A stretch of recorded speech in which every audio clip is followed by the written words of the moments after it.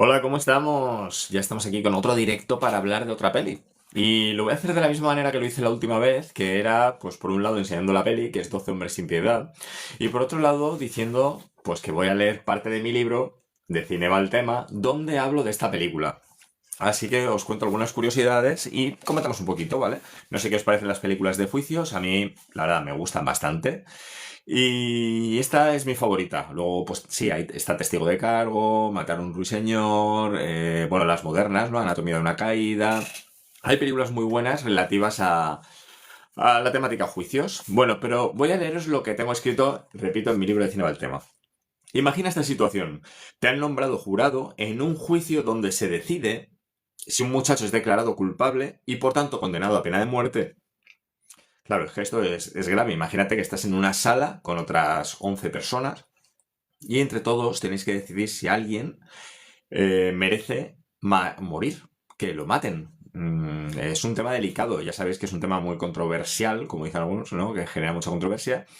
Y creo que es, bueno, una decisión muy complicada en la que no me gustaría verme envuelto, la verdad. Bien, los otros 11 miembros del tribunal deciden que es culpable y tienes dudas por lo que tu voto es no culpable. Es que en Estados Unidos no es culpable e inocente, sino que es culpable o no culpable. Y en este caso, el jurado número 8, dentro de esa votación, decide votar que no, cuando todos los demás dicen que sí. Y ahí empieza la película, ¿no? Bueno, eso os lo cuento por aquí. El jurado número... Es una cosa muy curiosa, aquí lo digo, ¿no? Que en esta película, en 12 hombres sin piedad, nadie tiene nombres, tienen números. Está el jurado uno, el jurado 2, el jurado 3, así. Y salvo al final de la película, que hay una pregunta al jurado número 8 de ¿cómo se llama usted? ¿No? Y contesta, nadie tiene nombre. De verdad, es súper curioso. Bueno, dice que de verdad puede ocurrir en cualquier lugar, ¿no? Te tengo que decir que esta película la he visto 1000 veces, y es verdad porque es mi película favorita, 12 hombres sin piedad, peliculón. Pues me parece extraordinaria y ahora mismo mientras escribo la volvería a ver. Cuando escribía decía, joder, si es que me está apeteciendo ver esta película. De verdad, la he visto muchas veces. Yo sé que hay mucha gente que el blanco y negro le echa para atrás, pero esta película tiene una temática tan interesante y luego que se ve enseguida, si es que son 90 minutitos, con lo cual más que recomendable. Lo digo, es una película ágil y corta, apenas 95 minutos. No sé si te pasa como a mí, pero la tendencia actual de hacer películas de mínimo 2 horas o 2 horas y media y tal, pues bueno, no acabo de entenderla y a veces agradezco que el metraje pues se reduzca un poco y bueno, pues que dure poquito, ¿no? Que no sea tan largo. Como digo, dirigida por Sidney Lumet, bueno, es un ejemplo de cómo una obra de teatro puede ser un éxito cinematográfico. El caso de Lumet es muy particular, pues había participado mucho en televisión y ese era el gran reto en la gran pantalla, ¿no? Hacer 12 hombres sin piedad, un largometraje que nada tenía que ver con lo que él había estado haciendo antes.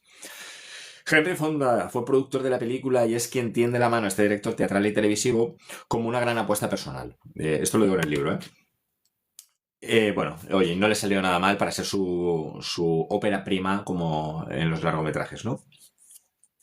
Luego vinieron otras grandes películas como Sérpico, con el gran Al Pacino, con el que repitió 2 años después en Tarde de Perros.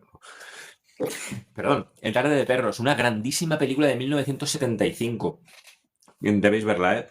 Y digo, pero si siento debilidad por alguna obra de este señor es por Asesinato en el Orient Express. Me gusta mucho Asesinato en el Orient Express, me gustan las películas de Hércules Poirot, por lo tanto, bueno, pues tengo que recomendar de Sidney Lumet, de este director, ver pues todas esas. Tarde de Perros, Sérpico, 12 hombres sin piedad y Asesinato en el Orient Express. Todas muy buenas películas, ¿de acuerdo? Seguimos. Seguimos. Reginald Rose escribió el guión tanto para los escenarios teatrales como para los estudios de cine. Y una curiosidad, en España la pudimos ver en Estudio 1. Es una adaptación de Gustavo Pérez Puig y tenía un reparto estupendo. La podéis ver, creo que se puede encontrar en YouTube, es gratis y os recomiendo muchísimo esa película, ¿vale? Entonces, bueno, el reparto, pues estaba Jesús Puente, José Bódalo, Manuel Alexandre, Sancho Gracia, Rafael Alonso. Bueno, un repartazo dentro del cine español de aquel momento. Magnífica. Pues bien, lo que digo es 12 hombres sin piedad es interesante pues desde muchos puntos de vista. ¿Por qué? Desde un punto de vista social se nos muestra un jurado cargado de prejuicios. Esto lo vais a ver en la película. Intolerancia, menosprecio a la responsabilidad que supone el voto. Vais a ver que hay un jurado que tiene prisa porque llega tarde al fútbol. Otro que bueno, que es que su hijo se fue, ya no lo ha vuelto a ver en no sé cuánto tiempo. Otro que tiene cierto punto racista. Vais a ver todos esos perfiles que se van destapando poco a poco. No creáis que desde el principio pues destapan sus cartas y ya se sabe, ¿no? No, eso se va descubriendo conforme avanza la película. Bien, y lo que digo es, si entre esa bruma aparece el criterio de uno de los miembros del jurado número 8, que es el de Henry Fonda, ¿no? Que por cierto es un gran actor. A mí me encanta Henry Fonda, tiene un temple, una pose, una presencia en pantalla como pocos actores han tenido nunca. Y bien, lo que digo es que hablar del gran Henry Fonda merece unas líneas, pues aparece en algunas de las más grandes películas de la historia. Hasta que llegó su hora, For Apache, El estanque dorado, Las uvas de la ira, en todas ellas sale Henry Fonda. Actorazo. Y lo digo eso, que participó en todo tipo de géneros, en thrillers, en westerns. Normalmente hacía de bueno, por ejemplo, la única que yo recuerdo en la que no hace de bueno es Hasta que llegó su hora, donde el bueno es Charles Bronson. Película. El gran antagonista de esta película es Lee Jacob, al cual recordaréis por el papel de policía en El Exorcista. Aquí hace un papel extraordinario de hombre prejuicioso con cargas personales que no puede apartar del caso que están tratando, ¿no? Jack Barden, Ed Begley, bueno, más actores que aparecen en esta película y que son secundarios de lujo para esta película.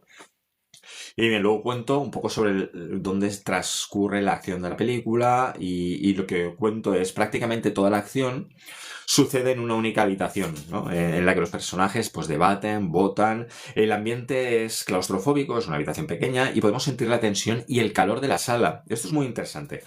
En esta película los personajes, bueno, primero, la cámara empieza tomando planos desde arriba, con lo cual da más sensación de amplitud. Y los personajes están más distanciados unos de otros, con lo cual no se siente ese agobio. Pero conforme avanza la película, la cámara va bajando. Imaginaos, a ver, si a mí me grabáis de muy lejos, voy a echarlo para atrás, ¿vale? Así da más sensación de amplitud. Pero si me traéis aquí, estoy muy cerca, ¿no? Entonces da un poco de sensación claustrofóbica. Pues un poco así es en la película, ¿vale? Es unido a una sensación de calor con el aire acondicionado de la sala que estaba roto, entonces los personajes, conforme avanza la película, empiezan a sudar. Y eso, unido a eso, a que se van juntando la cámara más cerca y todo, pues bueno, pues sensación de claustrofobia total. Y muy importante hablar de la duda razonable. La duda razonable en los juicios es muy importante. Una duda razonable es un cuestionamiento que hace que algo no cuadre. Y si algo no cuadra, tú no tienes por qué declarar a nadie culpable si hay algo que realmente no está cuadrando. Eso es la duda razonable. Bien, si hay algo que enseñan en las escuelas de cine es el trabajo de fotografía de Boris Kaufman y su utilización de las cámaras. Bueno, lo que os decía, ¿vale? El calor, los planos, todo esto. Lo que os he contado. Es evidente que sí, por algo se caracterizan las películas con juicios de por medio, la tensión que se genera, y aquí os nombro algunas de ellas, ¿no? Algunos hombres buenos, Filadelfia, son películas de juicio extraordinarias que debéis ver. Y luego, en mi libro de Cine va el tema, lo que hago es dar unas pistas, unos tips para quien quiera verla y no sepa, pues, en qué fijarse.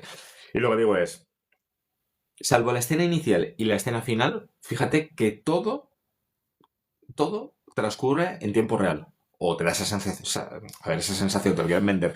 Una película que mola mucho porque es también prácticamente en tiempo real es Solo ante el peligro, que además se va viendo un reloj que va avanzando la hora y es que es prácticamente ese avance lo que va, pues la duración de la película. Está muy guay. Y luego digo, fíjate en las alturas de la cámara, lo que os contaba antes, y la distancia entre los personajes conforme avanza la película. Eso es un punto importante para disfrutar esta película, ¿vale? Y lo último es el calor. También otra cosa a mirar es que sí, que empieza todo muy bien, luego se estropea el aire acondicionado, están ahí arreglándolo, empiezan a sudar, pues lo que os decía, todo para generar esa sensación de agobio en la película. Que os recuerdo es 12 hombres sin piedad, mi película favorita y de la que hablo en este libro. Pues hasta aquí este directo. Espero que os haya gustado a los que os habéis pasado por aquí. Y nada, habrá más. Hasta luego. Adiós.